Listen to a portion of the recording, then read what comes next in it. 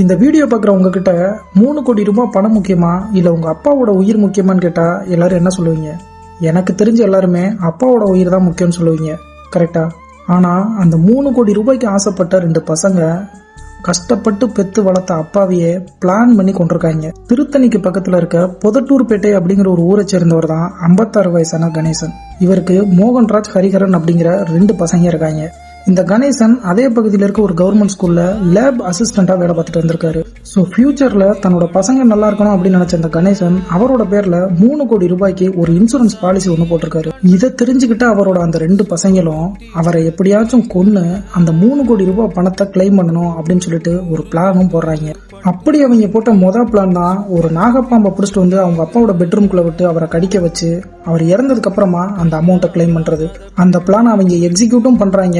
ஆனா அதிர்ஷ்டவசமா அவங்க அப்பா உயிர் தப்பிச்சிடுறாரு.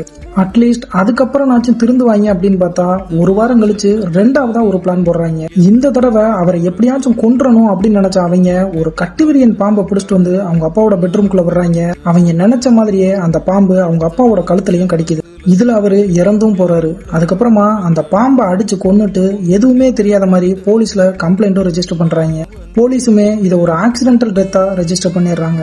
அப்பதான் அப்பா இறந்த கவலை கொஞ்சம் கூட இல்லாம அந்த இன்சூரன்ஸ் பணத்தை கிளைம் பண்றதுலயே குறியா இருந்திருக்காங்க இவங்க 2 பேரும். இதை நோட் பண்ண இன்சூரன்ஸ் கம்பெனி கணேசனோட இறப்புல சந்தேகமா இருக்கு அப்படின்னு சொல்லிட்டு அவங்க சைட்ல இருந்து ஒரு கம்ப்ளைண்ட்டை ரைஸ் பண்றாங்க. சோ அந்த கம்ப்ளைண்ட் எடுத்து போலீஸ் விசாரிக்கிறப்பதான் இந்த மோகன்ராஜும் ஹரிகரனும் பணத்துக்காக பெத்த அப்பாவையே பிளான் பண்ணி கொண்டிருக்கிறது தெரிய வருது.